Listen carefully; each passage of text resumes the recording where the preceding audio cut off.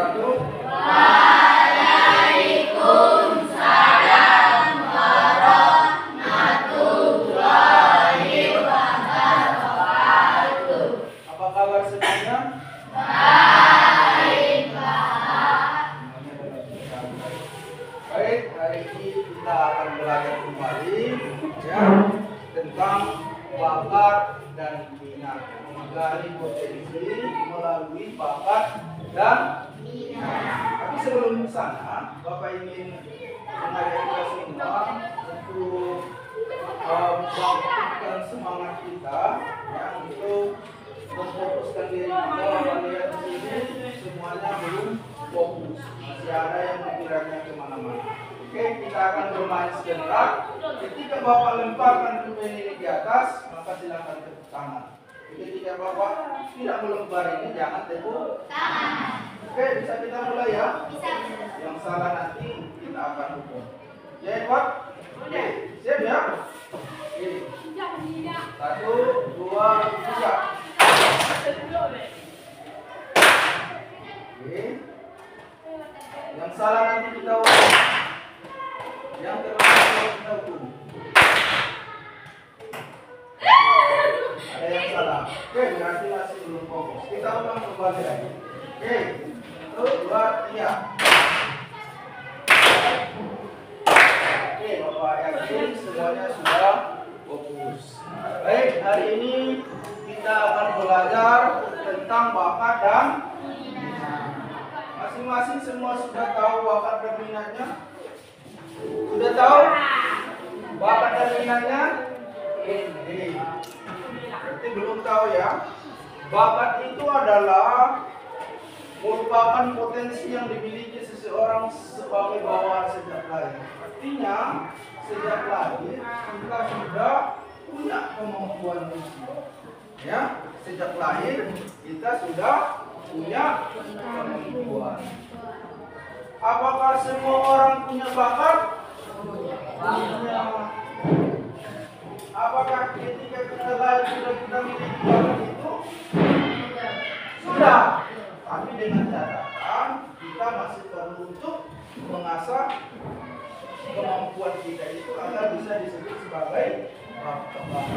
Contohnya Cristiano Ronaldo, apakah semenjak lahir dia sudah bisa main bola? Tidak. Tapi semenjak lahir dia sudah punya kemampuan, dan kemampuan yang dimilikinya itulah yang dia asah. Kemudian setelah dia asah itu menjadi bakat. Jadi masing-masing kita sudah punya bakat. Tinggal kita gali bakat kita ini, tinggal kita gali potensi kita ini agar menjadi sebuah bakat. Oke, paham ya?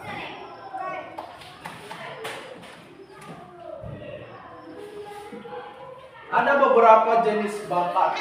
Ada bakat verbal, ada bakat numerik, ada bakat skolastik, ada bakat abstrak. Ya.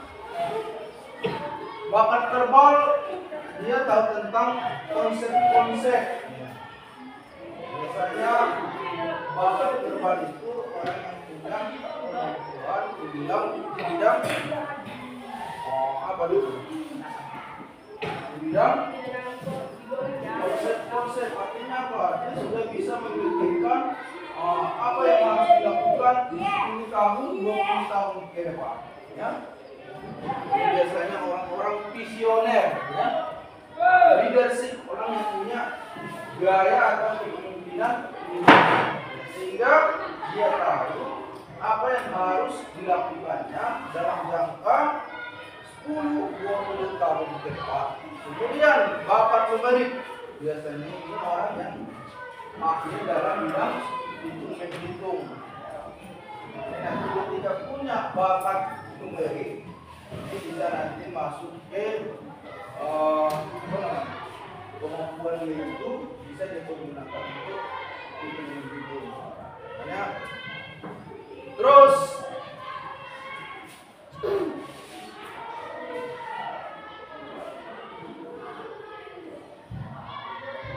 sementara minat itu adalah proses proses yang tetap untuk memperhatikan dan memfokuskan diri pada sesuatu yang diminatinya.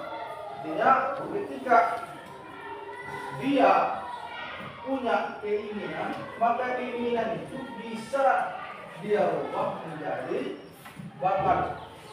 Minat itu adalah sesuatu yang kita inginkan. Misalkan ketika kita jalan-jalan di mall, ya, kita melihat sesuatu yang menarik. Misalkan ada baju yang cantik.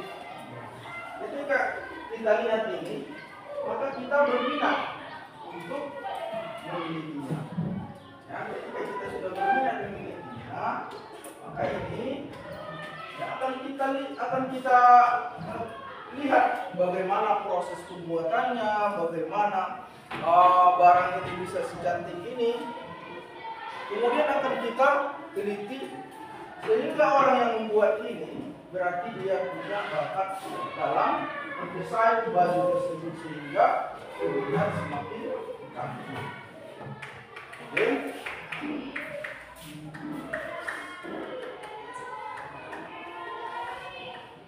Ya, masing-masing kita punya minat. Ada yang berminat ingin jadi tentara, ada yang berminat ingin menjadi polisi, ada yang berminat ingin menjadi perawat, ini menjadi bidang. Apakah minat ini bisa menjadi bakat? Bisa, dengan catatan minat atau kemauan yang kita pilih itu kita asah, kita perbaiki, kita olah, maka ini akan menjadi sebuah bakat. Ya, kita berminat ingin menjadi seorang tentara, maka kita berlatih terus. Ya, berlatih. Ada yang olahraga, ada yang push up, ada yang jogging dia, sehingga apa? Sehingga dia memiliki ketahanan fisik. Ketika dia memiliki ketahanan fisik, maka inilah modal dia akan menjadi seorang tentara, ya, melalui minat tadi.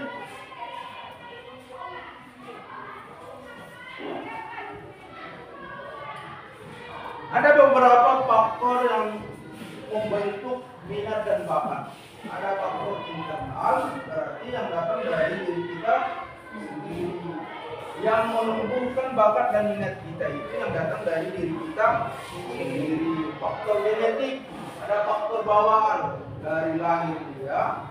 Dan dia sudah punya, misalkan dia ahli dalam bidang olahraga dari kecil, tidak ada cacat tubuhnya. Ya. Dia memiliki postur tubuh yang tinggi, dia memiliki postur tubuh yang sehat, ya. Inilah yang dinamakan dengan faktor bawaan atau genetik. Semenjak lahir dia sudah punya kemampuan itu. Terus faktor kepribadian, dia punya kepribadian, dia punya disiplin sehingga dia mampu mengembangkan minat dia tadi menjadi bakat. Seperti yang saya bilang tadi di awal, masing-masing kita punya minat. Minat inilah yang kita olah menjadi bakat. Terus faktor apa lagi yang berkaitan dengan pembentukan bakat dan minat? Yang selanjutnya adalah faktor eksternal. Eksternal itu berarti faktor yang berasal dari luar diri kita. Tadi faktor internal berarti yang muncul dari dalam diri kita. Faktor eksternal itu berarti yang muncul dari luar diri kita, termasuk lingkungan kita. Misalkan kita berada di lingkungan orang yang hobi olahraga, apakah kita berpotensi untuk menjadi olahragawan? Bisa. Kenapa? Karena yang membentuk adalah lingkungan kita.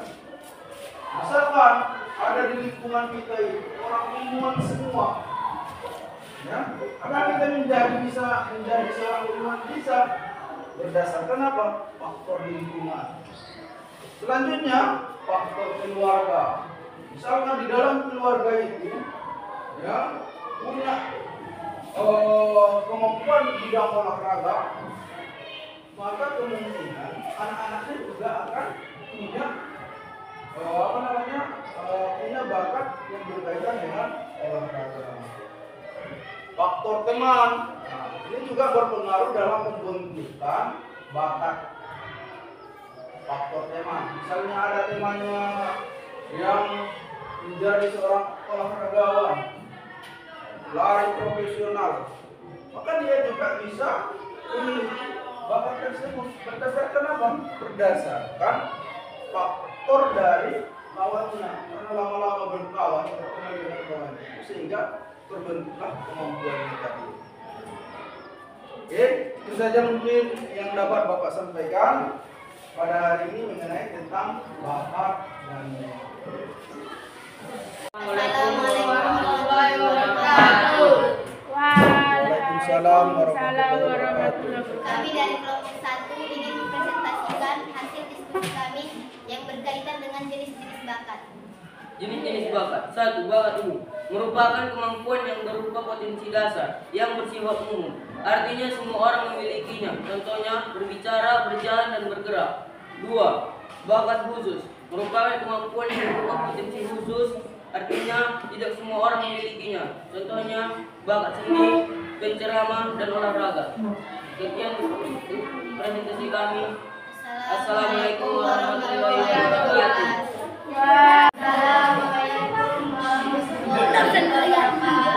Waalaikumsalam warahmatullahi wabarakatuh. Kami dari kelompok 2 ingin mempresentasikan hasil diskusi kami yang berkaitan dengan macam-macam bakat khusus. Macam-macam bakat khusus. 1. Bakat verbal. 2. Bakat numerical. 3. Bakat skolastik. 4. Bakat arsitektural. 5. Bakat mekanik. 6. Bakat bahasa. Assalamualaikum warahmatullahi wabarakatuh. Waalaikumsalam warahmatullahi wabarakatuh. Assalamualaikum warahmatullahi wabarakatuh. Kami dari kelompok 3 ingin membacakan hasil diskusi kami. Faktor-faktor yang mendukung pengembangan bakat dan minat. 1. Faktor internal, faktor bawaan, faktor kepribadian. 2. Faktor eksternal, faktor lingkungan, faktor keluarga, faktor sosial, faktor sekolah.